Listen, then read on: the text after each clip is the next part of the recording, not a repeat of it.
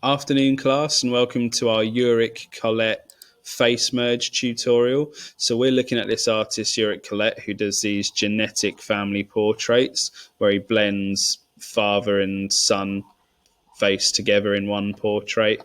Great example here of mother and daughter, brother and sister. So you see how well these work, and these are reflections of, people's home lives and things like that. What we're going to be doing instead is we're going to be doing our portraits of that we've taken ourselves in school, and you're going to be merging your face with that of another student to reflect our school lives and the people, the different range of people that we work with. So I'm going to do this tutorial in Photoshop just because it runs a little smoother, and I want to keep this video as short as I can. But those who might be self-isolating at home, you can use Photopea. So if I just show you this, behind here is Photoshop. This is Photopea. All the tools we're going to use and the process is exactly the same. So if you're watching this video at home and I'm using Photoshop, you can totally do this in Photopea. All you need is the Move tool, which is the same in both. You need this tool, which is the same in both. And you need the brush, which is the same in both as well. So you can definitely follow this. So yeah, do email me if you have any questions, obviously, and you're at home. So the first thing to do is to log into Photoshop, and you'll be greeted with a screen that might look similar to this.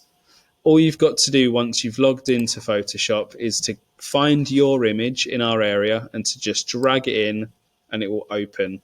And it will open, because we've taken it in a camera, it will open in the right shape. If you use a photo that's been taken off your phone, they're more long like this. But because it's an SLR camera, it's the shape that we need, which is brilliant. Then you're going to click the Move tool at the top here. Make sure you've got Auto Select off, and make sure Show Transform Controls is on, okay? You'll notice that your layer is locked. So if you click it like that, you unlock it. If you leave it locked, it won't let you change anything, okay? And also the Show Transform Controls won't appear if it's locked. So you need to unlock it and make sure you've got this ticked. Then what we're going to do, we're going to zoom out. So you hold Control on your keyboard and minus. You're going to zoom out and you're going to enlarge our portrait. So we're enlarging it like this. And we're going to do it so our face takes up most of the space, because this edit is about how well we can merge two portraits together. So obviously to zoom in, it's Control and plus, zoom out is Control and minus. So I'm going to have mine here. I think that's spot on. Notice how I've left a gap about this big from the top of my head to the top of the page, okay? Don't crop it or enlarge your photo so you've got it like that. Obviously that looks really bad because the top of my head is going off the page. And don't have it so it's this far down, because that's a lot of empty space that's doing nothing, and that looks just as bad as well. I think good composition for a portrait is about this. You've got a healthy kind of border around the portrait, and it's framed nicely.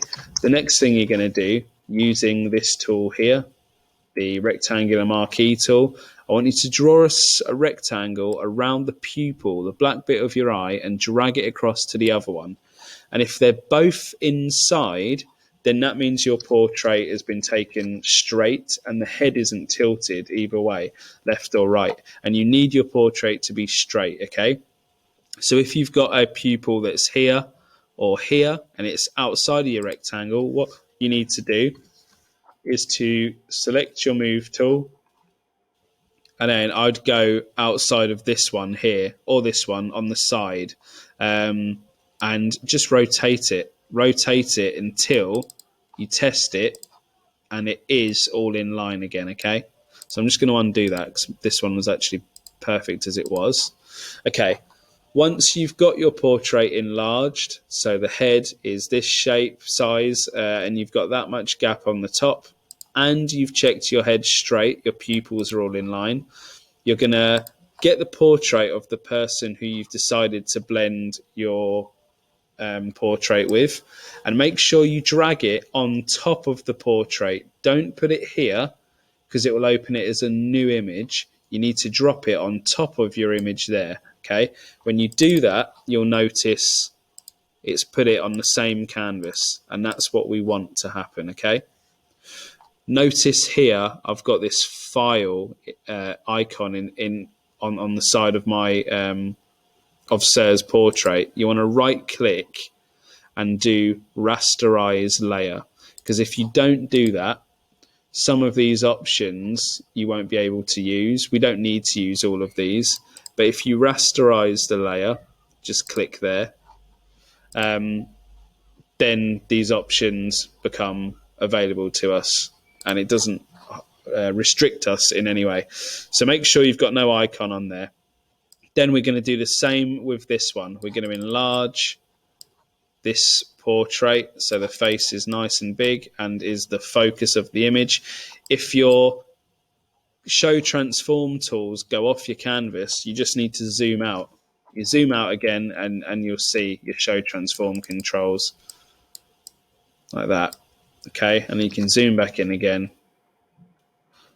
That looks about right.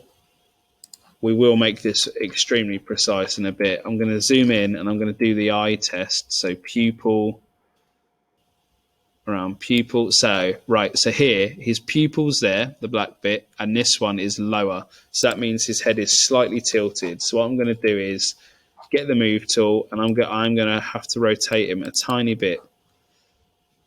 Okay, we'll go back in and we'll check it. And nope, still too low. So I'm going to rotate it some more.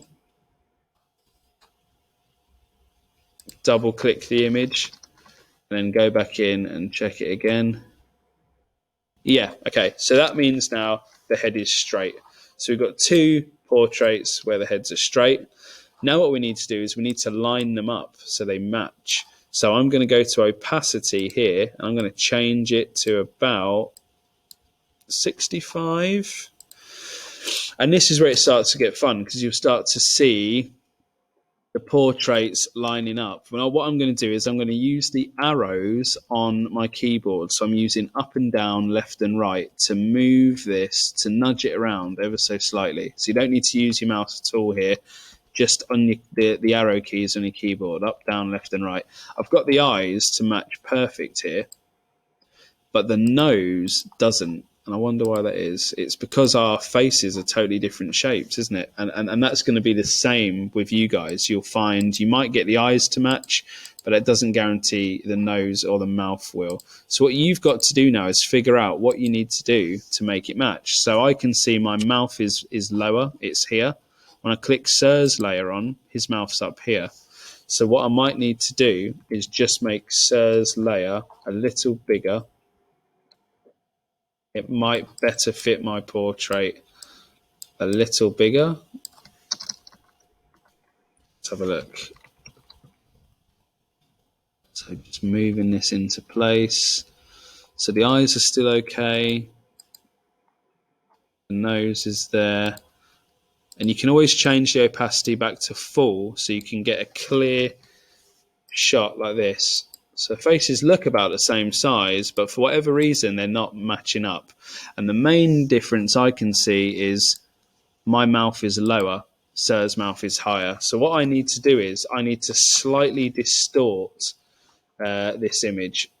Okay, to do that, I go to this middle one here, and if you drag it upwards, it's going to keep it the same ratio, because that's what the new Photoshop does.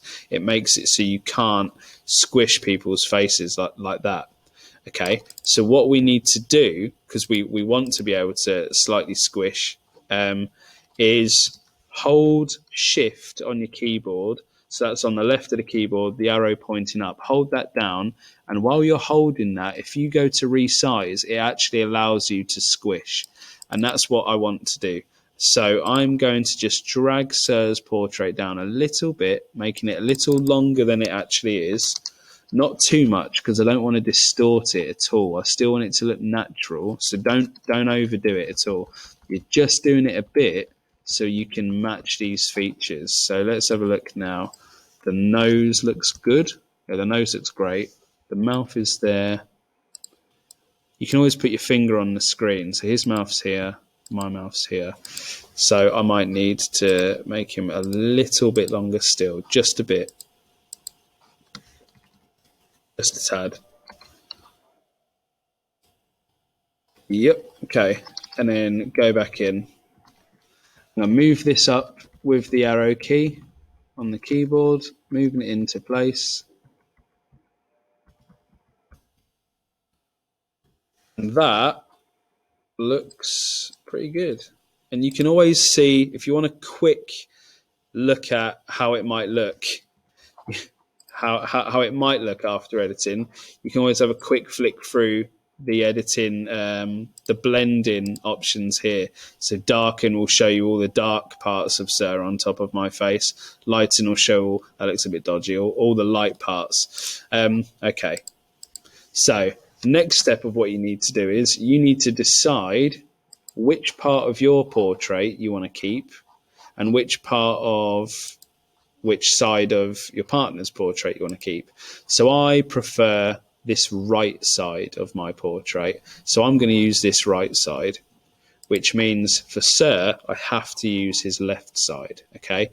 So what I'm going to do is I'm going to select this rectangular marquee tool, and I'm going to get rid of the side that I'm wanting to keep for my portrait.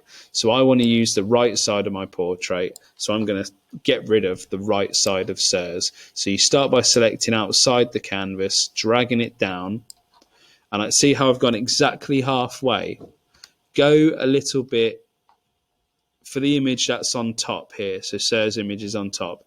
Go for a little bit more than half. So you're leaving slightly more than half, okay? Because you'll need that to edit with, okay? Trust me. It's once you've got rid of it, it's you can't get it back, okay? So you want to just get rid of this much. So more, slightly more than less than half, okay? You're going to do edit and then cut, and that does this. So we can see how they're aligned now, okay? What we can definitely see is, although we shot it in the exact same spot with the same lighting, they have come out slightly different. So this background is slightly lighter than Sir's. So what you want to do, you want to go to Image, Adjustment, and Brightness and Contrast. And then you want to brighten this top image so that this white line up here disappears. And when we do that, it will mean that they are lit the same. They are, the same brightness. So it might be a good idea to zoom in to this background line here. And this is also why we keep this gap here, so we can match the lighting on the back wall. And you're going to enlarge it so it disappears. If you go too much, you'll notice it appears again. And if it's too dark, it appears again. You want to get it perfect so it disappears completely. I would say that's my best bet around there. So if I come back out, now the backgrounds match. The backgrounds are a similar color. And actually, if you look at mine is more shadowed on the right, which matches Sir's was more shadowed on the right as well. So that looks natural now. So we've matched the brightness, and we've matched up our features of our face. Now you've got to do this. So make sure you've selected the top layer, and you go down to the one that says add layer mask. So it's a square with a black circle in the middle. This is exactly the same in Photopea. If I just show you here, anyone using Photopea at home, it's exactly the same to do a layer mask, just there, like that. Okay. So add the layer mask just by clicking it, and that will give you this. It will give you like a paper clip, and it's attached a bit of paper, like a blank sheet to it. What you need to do, notice you can select either the piece of paper or the portrait. I want you to select the piece of paper here, okay? And what this will allow us to do is to make changes that we can go back on. And And the only other tool we need now to complete this really is our brush. So select the brush tool. If you do open brackets, you can make the brush bigger. If you do close brackets on the keyboard, you can make the brush smaller. And what you're going to want in these colors here, see how you can select any color. You're going to want to make sure you've got a white and you've got a black, like that, white and black. And as long as you've got the paper selected and not the portrait, make sure you got the paper selected, you should now be able to do this. The black color will bring in my face. You see that? Very smoothly and very easily. If I undo that and go back here through my history, let's just do a little bit like this. The white, if I click that arrow, it flicks to white. The white will bring Sir back. So if I decide, oh, I don't like what I've just done, you can just paint it back. So black will put the layer that's underneath, it will bring that on top in a really smooth way. White will fix or undo what's just happened. Okay.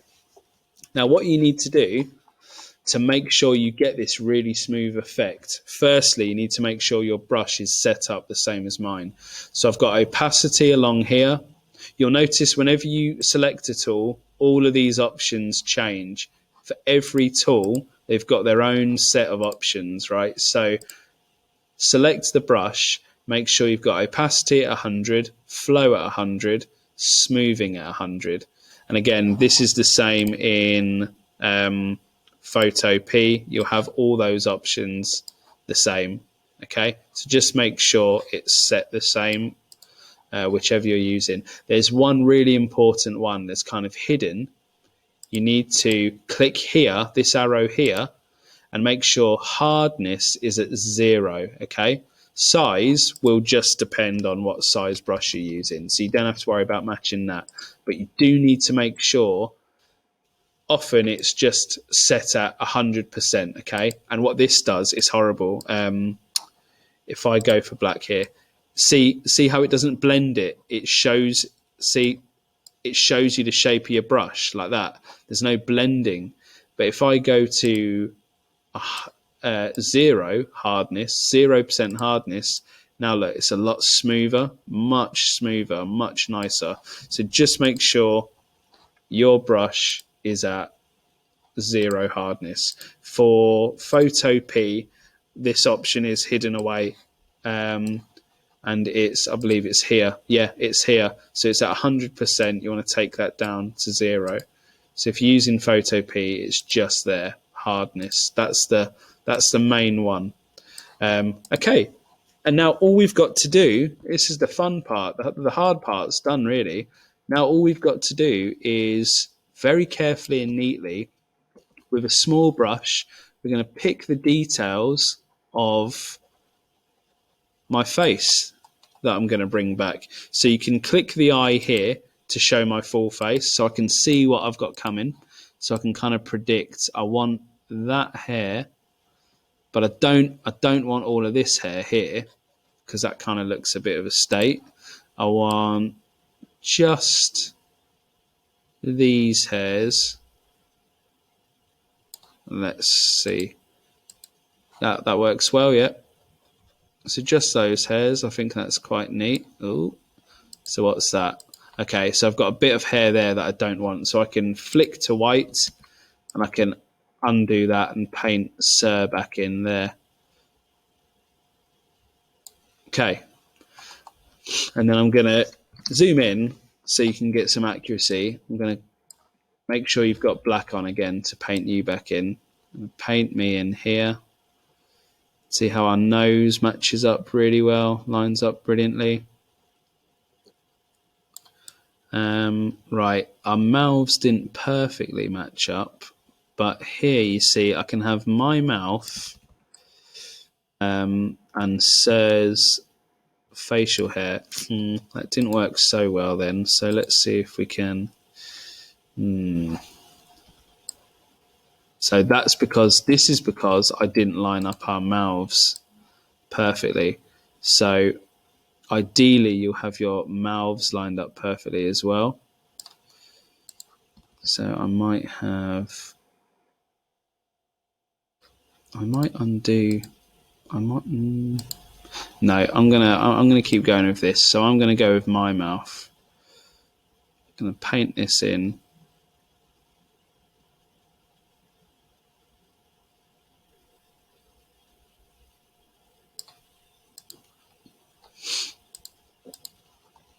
And this is just trial and error. So yours, issues you might have come up with your edit will be very different to this. You might have got the mouths to line up perfectly. You might not have. It just really depends on who you've chosen to do your portrait with.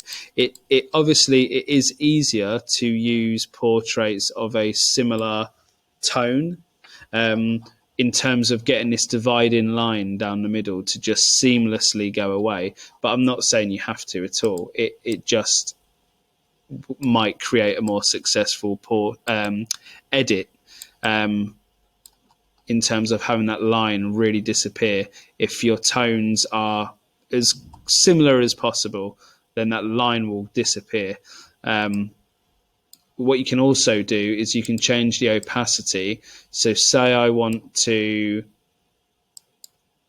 can paint my eye in here. Say I want to only half paint it, or I want to not neatly blend it. I can go for a lower opacity and see it only kind of half paints it in at half strength. So that's a really good tip for blending in areas like this that haven't been so successful. You can see underneath I've got like white speckly reflections on my forehead here, and you can see how that's appearing. So if I put the opacity down to 40, change to a white brush, I can carefully paint Sir's forehead skin tone back on, which will help better blend the hairs on my head like this.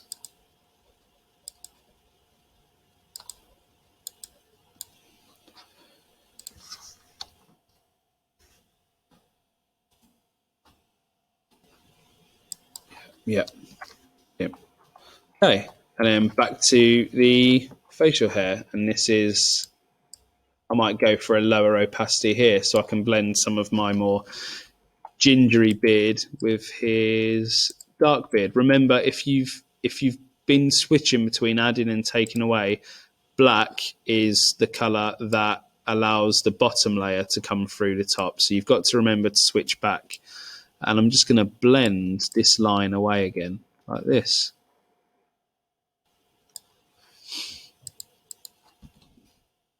If I change the opacity even lower, I might be able to do a neater job of this beard.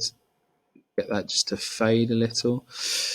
That's faded too much for me, so I might go even lower, 18 opacity, and just fade this away so I can neatly get a bit of both in. Hey, liking it. So the face, that's looking really cool. So that's before, that's after. Looks quite seamless. Now all I've got to do is to make our bodies the same, and this will be a lot easier for you because you should all be wearing your school uniforms in your portraits, so you'll only have your school uniforms to match. For me and Sir, we're wearing totally different colours here, and you might still have that in your edit. So what I would do is, if it's not one that you can easily do a half and half and make it look successfully edited, I'd choose either your body or the partner that you're working with. Choose which one fits better on the portrait, and then go for that.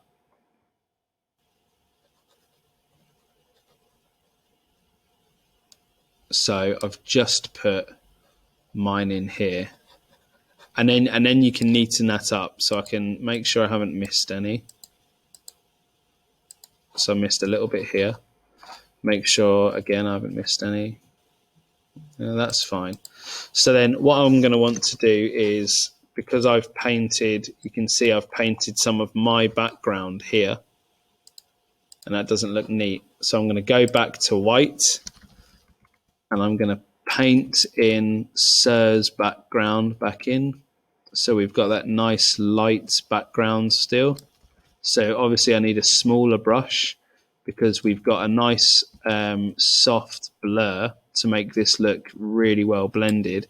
So if I have a massive brush, it's just going to put that white on my shirt, you see, like that. So you want a small brush so that you can get this background to go away without affecting your portrait. So that looks all right to me. And I might just want to sort this beard out for Sir because I've taken away some of his. And yeah, so let's see what happens if I start to put some of Sir's back in. So you can't always, no, so that doesn't work. But where I can give Sir some beard back is here. There we go. No, so you just got to be careful. See, I'm putting too much of his background back in. So I'm just going to go for that thin black strip there. Yeah, we'll leave it at that, I think. Okay. And that is it. That's it. So seamlessly edited, two faces into one for a portrait of our school environment. To save this in Photoshop, if you're halfway through editing this, you want to go File, Save As, and save it as this Photoshop PSD. Save it as that. Just name it and make sure you put it on your desktop and save it on your desktop. You should have on your desktop a GCSE folder with edits. So put it in your edits folder and save it in there as a PSD. And that means you can come back to it and carry on working on it next lesson. If you're using Photopea, it's exactly the same. You need to save it as a PSD. So go to File, go to Save as PSD. This works slightly different. It will pop up at the bottom here and show you where it's saved. Okay, that's it, guys. Good luck. Hope you enjoy it. And thanks, Ulric Collette, for the inspiration. Bye.